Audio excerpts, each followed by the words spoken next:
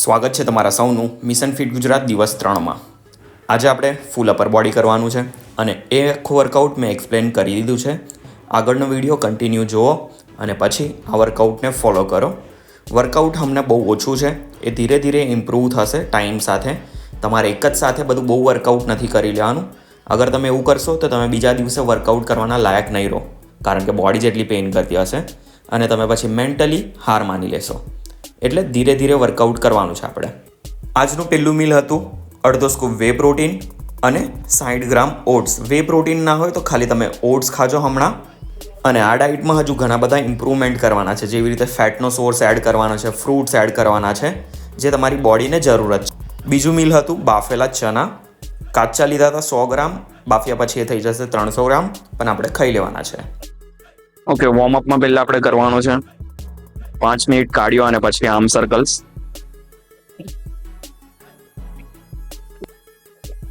Arm circles થઈ જાય એટલે પછી રિસ્ટ કર્લ કરી લેવાના છે, ફ્રન્ટ એન્ડ રિવર્સ. વોર્મઅપમાં પછી આપણે કરવાનું છે નેક રોટેશન, પ્રોપર નેક રોટેશન અને પછી શોલ્ડર રોટેશન બંને આપણે કરી લેવાનું છે.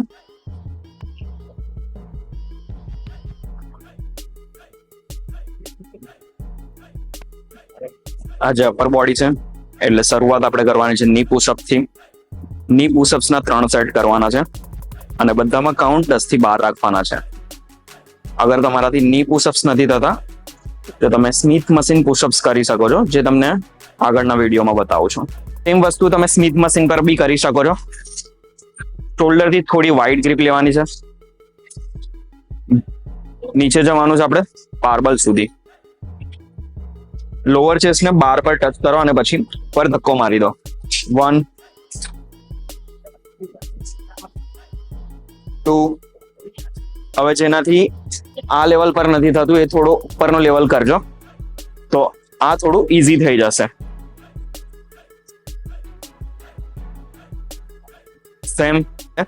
સેમ પૂરી બોડી આપણે આગળ લઈ જવાની છે અને ચેસ્ટ ટચ થાય એટલે પાછળ ધક્કો મારી દો.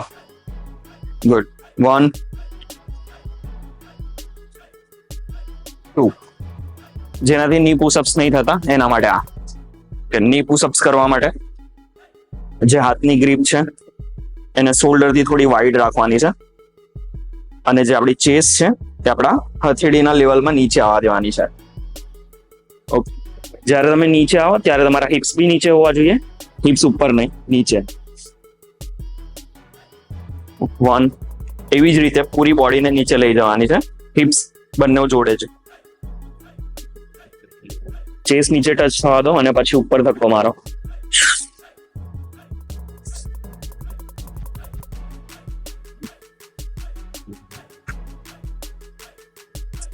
હવે અમુક લોકો ની પુશઅપ્સ આવી રીતે કરે છે, તો આ ખોટી રીત છે.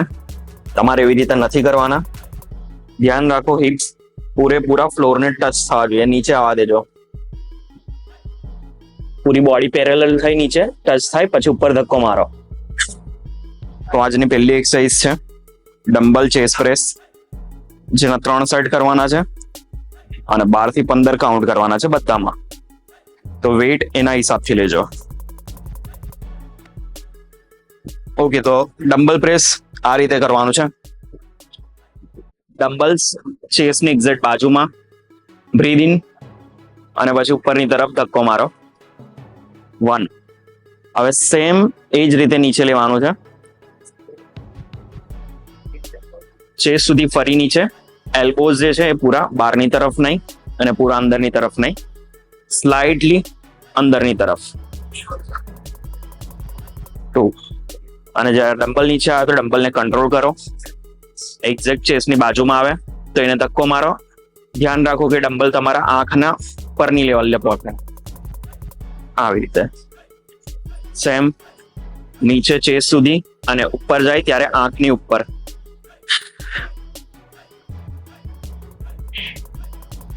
ઓકે, ગ્રીપ આપણે શોલ્ડર થી થોડી વાઇડ લેવાની છે આમાં. લેટ પુલ ડાઉન મારતા પહેલા શોલ્ડરને તમારે પાછળ કરી દેવાના છે. લેટ્સ મતલબ બેકને એન્ગેજ કરી દેવાની છે. પૂરું વેઇટ તમારે બેક થી લિફ્ટ કરવાનું છે. એલ્બોઝ ને થોડા સ્લાઇટલી આગળની તરફ, મતલબ આવી રીતે પાછળની તરફ ના લેતા, આગળની તરફ. મતલબ તમારો જે એલ્બોસ છે જમીનની તરફ જવો જોઈએ. Okay, count 1 1. સેમ પૂરો હાથ નહીં છોડી દેવાનો ઉપર, બેકને કોન્ટ્રેક્ટ રાખવાની છે આપણે. અને જે હેન્ડલ છે એને અપર ચેસ્ટ સુધી નીચે લેવાનું છે. અને પછી ધીરેથી ઉપર જવા દો, કંટ્રોલ કરો વેઇટને.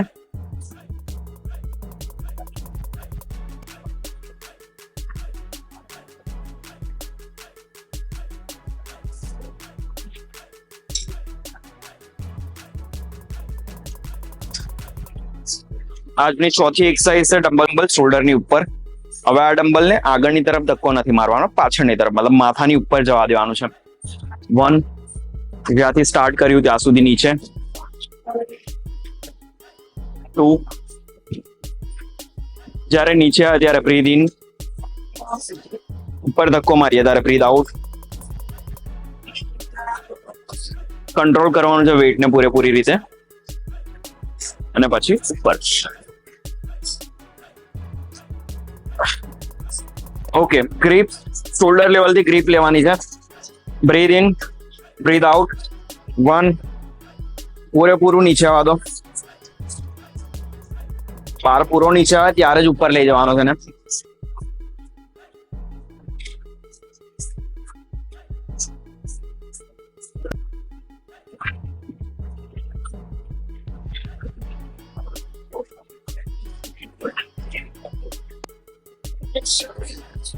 આજની લાસ્ટ એક્સરસાઇઝ છે ટ્રાઇસેપ પુશ ડાઉન. 3 સેટ, 12 થી 15 કાઉન્ટ.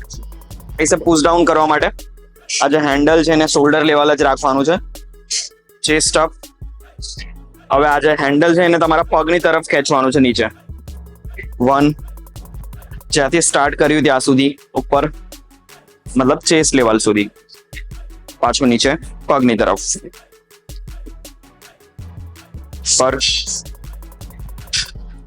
પગની તરફ. આમાં તમારે બહુ વધારે નીચે બી નથી ઝૂકવાનું, બહુ વધારે પાછળ બી નહીં. મોડરેટ હિપ્સ પાછળ. અને આ પોઝિશનમાં ઊભું રહીને આ એક્સરસાઇઝને પરફોર્મ કરવાનું છે આવી રીતે. આજનું લાસ્ટ મીલ હતું 150 ગ્રામ તોફુ અને 300 ગ્રામ બનેલો રાઈસ. મળીએ હવે કાલના વ્લોગમાં.